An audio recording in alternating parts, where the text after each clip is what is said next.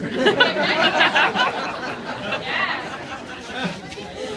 Alright, he said get ready to fight. That's sort of what they were doing. What they had to do, the first thing, was literally build this island. We're standing on a man-made island, so there was a submerged sandbar about 8 feet underwater here. They brought in tons of granite, big chunks, dumped it here, built it up to this island we're standing on today. Once they get the island built, they start on these walls. Millions of bricks went into building these walls of Fort Sumter, and each and every one of these bricks is handmade by slave labor on low country plantations. Now, these walls were originally about 55 feet high, and stretching up the height of these walls were 3 tiers of guns. We're standing in that first tier right now. These would have housed cannons just like you see right over there. The second tier was just on top of us, looked very similar to this one with these nice archways. The third tier on the very top was an open-air barbette tier, open air meaning no roof, and it went on all 5 of the fort's walls. Now it's hard to imagine the fort with those original walls today, so if you take a look behind you, on the South Carolina state flagpole, that's the blue flag with the white tree on it, you can see a red ring about halfway up that flagpole. Do you guys see that? That marks the original height of this fort's walls at the start of the Civil War, all the way around. It's there to help you guys visualize this place as it originally was. Now there are a few other differences. Obviously the height of the walls. That big black structure, what we talked about earlier, Battery Hugie was not here. But also, this fort could house 650 soldiers. Those soldiers would sleep in enlisted men's barracks. These black benches just outside the wall we're standing within sit on a brick patio. That brick patio stretches along this wall down to my left. That's one of the foundations of the enlisted men's barracks. It's 3 stories tall. First floor is a mess hall, and the top 2 were bunks. There's one identical to that on the far wall of the fort. Over here on my right-hand side, there are some brick ruins. Those are where the officers' quarters used to be. Also 3 stories tall, but again, much nicer, more room, that kind of thing. In December 1860, just before the Civil War begins, this fort is only 90% done. The walls are up, but the fort's firepower, its cannons, they're laying around the middle of the fort, so it has no way to defend this position. Now, as this fort is being built, the U.S. is pushing westward. New states petition to be added to the Union. As each new state petitions, there's this important, divisive question that comes up. Will that new state have slavery or will it not have slavery? Southern states have an economy and a society highly rooted in slavery, so they want it to grow. Northern states, they've industrialized. They've moved away from their economic dependence on slavery. There's also a movement in the North that's morally opposed to slavery. They don't want slavery to expand. There's this careful political balance in the federal government. No one side wants the other to gain more control. So there is a series of compromises. One state enters with slavery, another without, maintaining that balance. This question keeps coming up again and again, and it becomes a focal point in the presidential election of 1860. Who's elected president? Lincoln. And what party does he run for? Lincoln's a Republican candidate. Part of the platform he runs on, so he's against the expansion of slavery into new areas. So here's this man, a candidate for the most powerful position in the federal government against the expansion of slavery. Southerners at the time don't like the idea of Lincoln's election. So they come together, and Lincoln doesn't get a single electoral college vote from a southern state. But more than that, Lincoln's name isn't even on the ballot in many southern states. Yeah. But as we all know, even without those votes from the South, Lincoln is still elected to president in November 1860. 1 month later, convention is called right here in Charleston. Brings together South Carolinians. They vote unanimously for South Carolina to secede from the Union, the first state to ever do this. And 6 days after South Carolina secedes, we have Major Robert Anderson. He's a Union Army commander with about 85 Union soldiers under his command at Fort Moultrie, just across the water on Sullivan's Island that way. Anderson and his men are feeling a little uncomfortable at Fort Moultrie. They're surrounded by a state that's just removed itself from the institution that those soldiers fight and die for. And it doesn't help that Moultrie's walls are about as high as Sumter's walls are today. There are homes on Sullivan's Island with high second-story walls. In theory, South Carolinians could go up into those high homes, fire down into Fort Moultrie, pick off these Union soldiers one by one. So Major Anderson decides it's the safest decision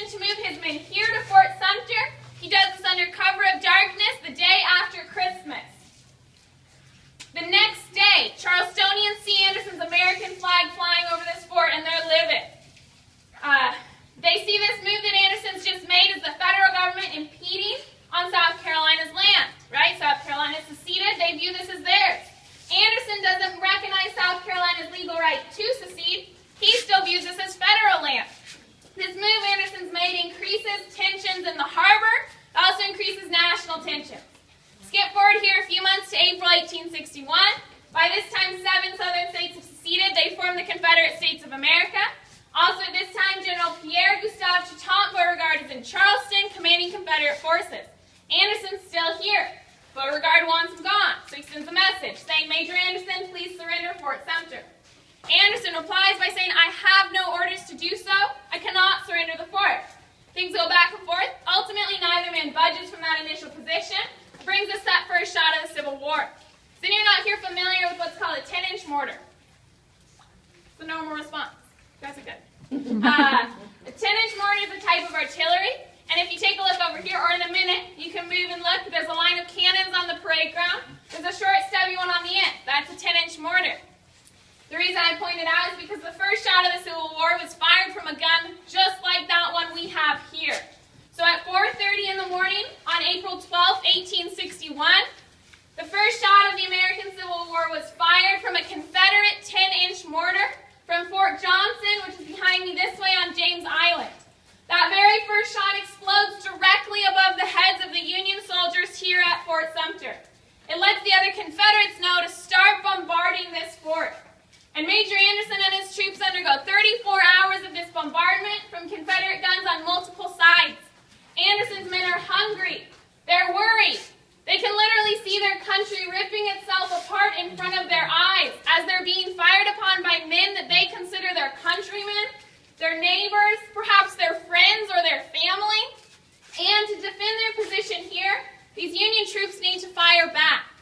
Now, to man and fire one of these cannons like we have here takes at least 5 to 6 trained soldiers. Anderson only has 85.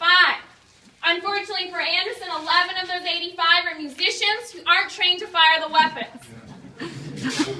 He's in rough shape out here. Things get worse for Anderson on the second day of this bombardment. A fire starts in the officers' quarters, which are above those brick ruins there. That fire is dangerously close to one of the main gunpowder magazines for this fort, where the gunpowder is stored. Anderson is forced to direct his attention away from shooting at the Confederates to dealing with that fire. Now, they do manage to get the fire under control, but his men can't go on any longer. So the morning of April 14th, Anderson surrenders here to Beauregard. I mentioned at the start, the death toll of the Civil War was about 700,000 men. Does anyone know how many people were killed during these opening shots? None. Exactly right. No one was killed on either side of this first exchange here. Unfortunately, though, the first death of the war did happen here during that surrender ceremony. Union troops were lowering the U.S. flag. They were allowed a 100-gun salute to honor the flag. And on the 47th shot of that salute, the cannon went off too early, and it killed Private Daniel Howe instantly. So Daniel Howe, who's a Union soldier, an Irish immigrant to the United States, becomes the very first man to die in this war that would go on to kill hundreds of thousands more. But Fort Sumter's history doesn't stop there. This destruction you see is not from the first shots of the Civil War. Confederates come in and occupy this fort till February of 1865, almost the end of the war. Starting in 1863, the Union renews its attempts to get this fort back. There's a naval assault. That fails. Then the Union eventually manages to push Confederate forces off of Morris Island, off this way. Union plants guns on Morris Island, and they bombard the Confederates inside Fort Sumter from Morris Island on and off for 22 straight months.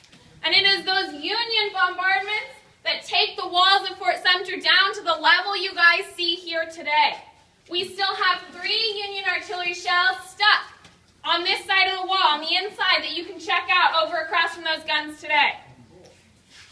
Fort Sumter is important at the end of the Civil War as well. April 14th, 1865, Robert Anderson returns here, 4 years to the day of when he left and surrendered. And a few days before he returns, Lee surrenders to Grant at Appomattox. The Civil War is virtually over. Anderson brings with him the exact flag he lowered in surrender 4 years earlier. And Major Anderson re-raises that American flag back up over Fort Sumter, symbolizing that at the place where this war began, this war that killed 700,000 Americans, but more importantly, this war that redefined